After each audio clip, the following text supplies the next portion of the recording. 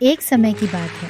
जयनगर के विशाल और समृद्ध राज्य में अग्नि नाम का एक शक्तिशाली और धनी राजा रहता था। राजा अग्नि पूरे देश में अपने अतृप्त लालच के लिए जाने जाते थे। अपने खजाने को भरने के लिए अपनी प्रजा पर भारी कर लगाते थे। प्रजा तो कष्ट के बोझ के तले दबी जा रही थी और खुद ऐश्वर्य जीवन जीते थे। राज्य जो एक समय बहुत ही खुशहाल हुआ करता था, अब राजा के लालच के बोझ तले दब गया था। राजा अग्नि एक दिन अपने मंत्री से बोल रहा था। मंत्री जी, मेरे पास सब कुछ है, फिर भी मुझे संतुष्टि का एहसास नहीं होता और मैं अंदर से कभी खुश नहीं रहता हूँ। क्या कोई उपाय है जो मुझे हमेशा खुश रख सकता है? महाराज, मैंने सुना है कि अपने राज्य से कुछ दूर वाले गांव में एक तपन नाम के साधु रहते हैं, जिनसे बहुत लोग प्रभावित हैं। वो बहुत ही बुद्धिमान और गूढ़ रहस्यों को जानते हैं। वह खुशहाल जीवन का भी रहस्य जानते ही होंगे। मंत्री जी, कल ही हम लोग साधु महाराज से मिलने चलेंगे और ये बात राजमहल में किसी को पता नहीं चलना चाहिए। जैसी आपकी आज्ञा महाराज। जयनगर के बाहरी इलाके में एक साधारण गांव में तपन नाम का एक बुद्धिमान और श्रद्धेय साधु रहता था। राजा के विपरीत साधु तपन ने आध्यात्मिक ज्ञान और निस्वार्थता पर ध्यान केंद्रित करते हुए सादगी का जीवन व्यतीत किया। उन्होंने अपने दिन ध्यान करने, जरूरतमंद लोगों को मार्गदर्शन देने और ग्रामीणों को करुणा और उदारता के गुणों के बारे में सिखाने में बिताए, जिससे उस गांव के लोगों के जीवन में बहुत ही सकारात्मक बदलाव आया। राजा अग्नि, जो इन सब बातों में बिल्कुल विश्वास नहीं करता था, मंत्री की बातों से प्रभावित होकर, जो बहुत कम चीजों में संतुष्ट दिखता था, राजा ने खुशहाल जीवन का रहस्य जानने की उम्मीद में साधु तपन से मिलने का फैसला किया। जैसे ही राजा गांव के पास पहुंचे, साधु तपन ने शांत मुस्कान के साथ उनका स्वागत किया। राजा, जो किसी ऐसे व्यक्ति से मिलने का आदी नहीं था, जो उसकी कृपा नहीं चाहता था, साधु के शांत स्वभाव से चकित हो गया। मैंने आपकी बुद्धिमत्ता और बहुत कम में शांति पाने की आपकी क्षमता के बारे में सुना है। दूसरी ओर मैंने अपार धन और शक्ति अर्जित की है, फिर भी मुझे कोई संतुष्टि नहीं मिलती है। मुझे रहस्य बताओ खुशहाल जीवन का, और मैं तुम्हें उदारता पूर्वक इनाम दूंगा। राजन, आप तो इस राज्य के राजा हैं। आपके पास धन, वैभव और अपार शक्ति है। अब आपको और क्या चाहिए खुशी के लिए? राजन, प्रजा की सेवा ही असली सेवा है। अगर आप प्रजा की सेवा करेंगे सच्चे मन से, तो खुशी तो आपको जरूर मिलेगी। देखिए साधु महाराज, मुझे धन तो और अपार चाहिए। धन से ही तो मुझे खुशी मिलेगी। प्रजा की सेवा से मुझे क्या खुशी मिलेगी?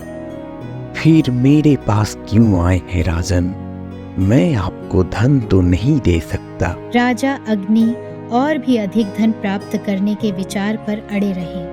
साधु की शिक्षाओं को नजरअंदाज करते हुए राजा अग्नि ने साधु तपन को एक चुनौती पेश की। यदि आप मुझे मेरे पास जो कुछ भी है उससे संतुष्ट महसूस करा सकते हैं, तो मैं अपने खजाने का एक हिस्सा इस गांव को दान कर दूंगा।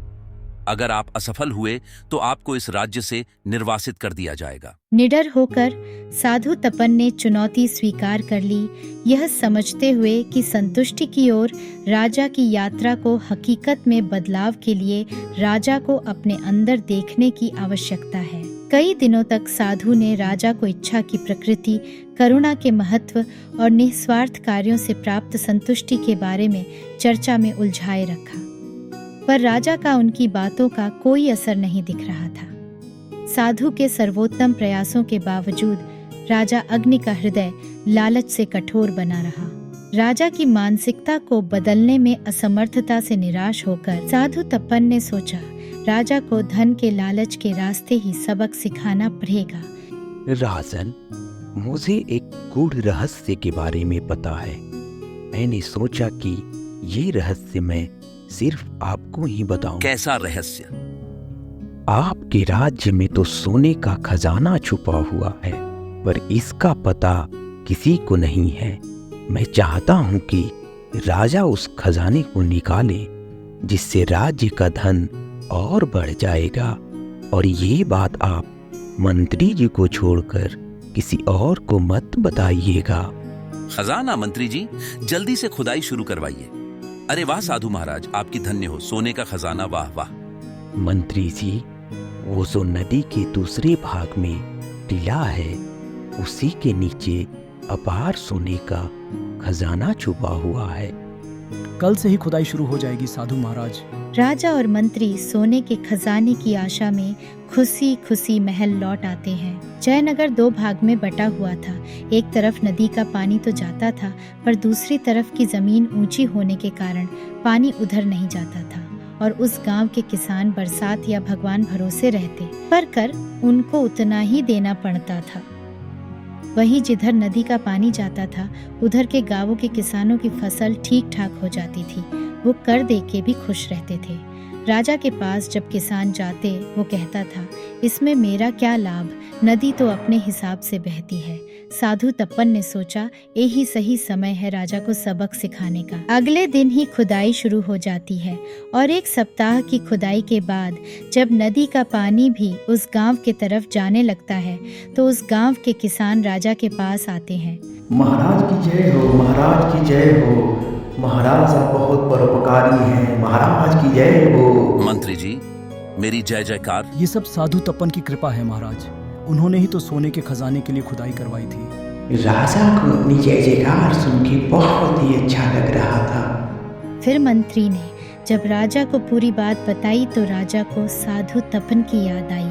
मंत्री जी, मैं भी अब सब समझ गया।